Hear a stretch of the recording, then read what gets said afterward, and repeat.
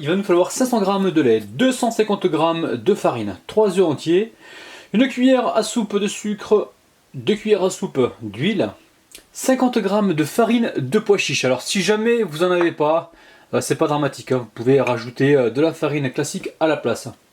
Et une demi-cuillère à café de sel. Pour réaliser les keftas, on aura besoin de 250 g de bœuf haché, une belle poignée de coriandre, il faudra du sel, du poivre selon vos goûts, une petite cuillère ici à soupe de chapelure, donc pas trop remplie. Ensuite une cuillère à soupe de paprika, le cumin on va prendre juste une cuillère à café, l'huile d'olive environ 2 ou 3 cuillères à soupe, et on va prendre aussi du bouillon de volaille, mais vraiment très peu. Alors vous pouvez prendre du bouillon d'agneau ou de bœuf. Les amis, rien de plus facile que cette recette. Je mets l'huile d'olive directement dans la farce. Ensuite là je récupère juste la petite poignée de coriandre. Vous pouvez la remplacer par du basilic, par du persil. Donc c'est vous qui choisissez donc l'herbe que vous voulez mettre dedans. Ensuite on va mettre nos épices, donc à savoir le sel, le paprika, le cumin et la chapelure. Donc la chapelure qui n'est pas une épice, mais ça va nous aider justement à avoir une texture qui se tient comme il faut. Ensuite, ici je viens râper le bouillon. Alors attention, quand vous mettez du bouillon comme ça dans les préparations, n'ajoutez pas trop de sel, hein. J'ai vraiment mis un petit peu de sel, et ça c'est vous qui voyez selon vos goûts, hein. Donc là on râpe le bouillon. Alors le bouillon apporte énormément de sel aussi. Et là il ne reste plus qu'à mélanger le tout. On met le poivre, évidemment, j'ai failli oublier. Allez, je place tout ça au réfrigérateur. On va laisser mariner pendant environ 30 minutes, le temps de passer à la suite. Alors les amis, pas besoin que je vous dise, la recette est super facile. Donc dans le bol, je mets la farine avec la farine de pois chiches que l'on trouve facilement dans le commerce. On va mélanger rapidement. On va y ajouter le sel et le sucre. Donc là on a la pincée, enfin la demi-cuillère à café de sel, et ici la cuillère à soupe de sucre. Donc on verse le tout et là on mélange. On va séparer donc les deux éléments, c'est-à-dire les produits secs et les produits liquides. Donc je mets ça de côté pour l'instant. Ensuite ici je récupère les œufs. Je vais venir les battre rapidement. Quand c'est fait, on va les mélanger au lait. Là je fouette rapidement. Et ensuite petit à petit, on va intégrer donc le mélange liquide dans notre mélange poudreux. Et là on mélange.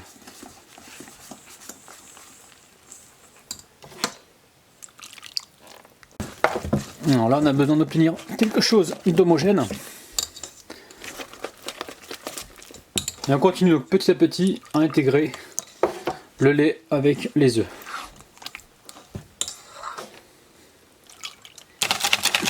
En dernier lieu, on rajoute l'huile. Là je mélange. Et ensuite je laisse reposer la pâte pendant environ 20 à 30 minutes. Donc ça c'est vous qui voyez, vous pouvez la cuire directement si vous souhaitez. Mais pour avoir plus de saveur, plus de texture, je vous conseille de laisser un petit peu se reposer. Alors les amis, j'ai mis ma crêpière à chauffer. Si vous avez une poêle à la maison, ça fera très bien l'affaire. Alors maintenant, je vais verser ma préparation dans le bec verseur. Je vais d'abord la mélanger rapidement. Et il ne faut surtout pas oublier de huiler un petit peu la crêpière. Donc là, j'ai mis un petit peu d'huile tout à l'heure. Et là, une fois que c'est chaud, on va pouvoir verser un petit peu de pâte. Alors normalement, il faudrait vous savez, le machin en bois là, pour... dites-moi comment ça s'appelle en commentaire pour faire les crêpes. Moi, je suis pas doué pour ça. Donc je vais utiliser une autre technique en espérant ne pas me brûler.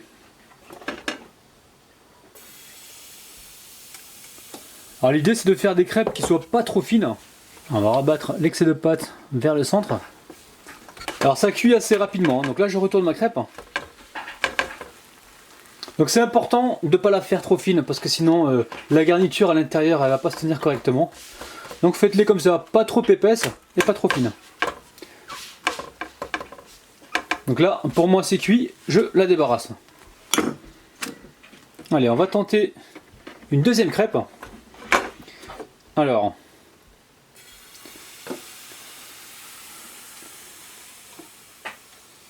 C'est vrai qu'avec le machin en bois, ce sera beaucoup plus facile, mais je ne sais pas l'utiliser. Donc je vais pas faire n'importe quoi. On va essayer de faire de cette façon-là. Ouh-là-là-là, les amis, ouh-là-là. Pour que vos crêpes restent moelleuses, n'hésitez pas à les mettre dans un sac plastique. Ou alors sinon, vous récupérez un papier film et ça va vraiment vous permettre d'avoir quelque chose de bien moelleux et pas trop sec. Les amis, on va former nos petites keftas. Donc là, toujours pareil, je récupère un petit peu de vinaigre blanc. On prend un petit peu de viande. Là, l'idée, c'est de former des petites boules que l'on va ensuite aplatir. Je dépose ça sur l'assiette et je procède de même jusqu'à épuisement de ma viande. Alors, vous mettez ensuite une poêle à chauffer. On va verser un petit peu d'huile d'olive. Là, vous pensez à bien aplatir vos morceaux de viande. Alors, vous inquiétez pas, il m'en reste encore ici. Donc là, je vais cuire la première tournée. Donc gentiment, on ne met pas un feu trop fort. Même si le feu au départ n'est pas trop fort, c'est pas très grave. Vaut mieux ça que de la viande qui est cramée. Parce que sinon ça va porter de l'amertume. Donc là, ça va cuire gentiment. Les amis, regardez, ça va super vite. Hein.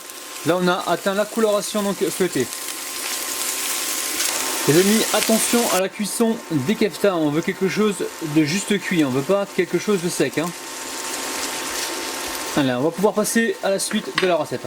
Dans cette recette, vous mettez vraiment la sauce que vous aimez. On va en improviser une rapidement. Donc là, j'ai environ j'ai 3 cuillères à soupe de ketchup bio.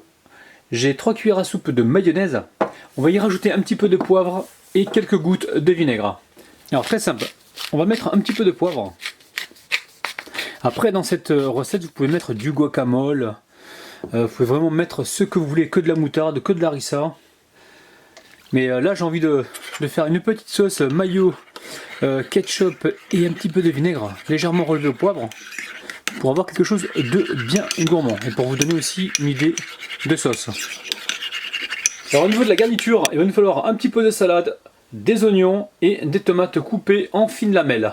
Donc là, au niveau des quantités, c'est selon votre gourmandise et vos besoins. Donc voici mes crêpes, les amis. Donc on va passer au montage. Je récupère une crêpe. Je la mets directement sur une poêle chaude. Ensuite, je viens y déposer un petit peu de salade. Donc là, la salade, j'ai pas mis la quantité, c'est selon vos envies, votre gourmandise. On va y mettre un petit peu de lamelles de tomates.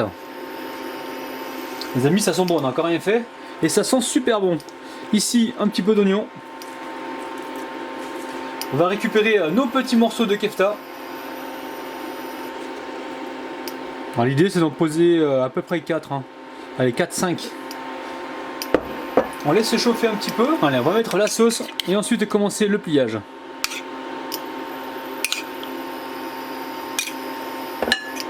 Alors, au niveau du pliage, vous faites ce que vous voulez. Hein. Vous pouvez faire en rouleau, en carré, c'est vous qui voyez.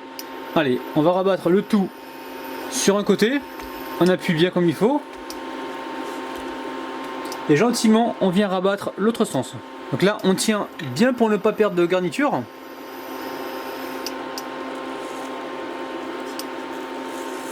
Donc là, notre crêpe est prête, on va pouvoir la débarrasser. Les amis, je crois qu'il y a un abonné qui s'appelle Rabdazen. Il va être content de cette recette, parce que ça fait un moment qu'il me réclame des recettes de crêpes salées que je faisais auparavant.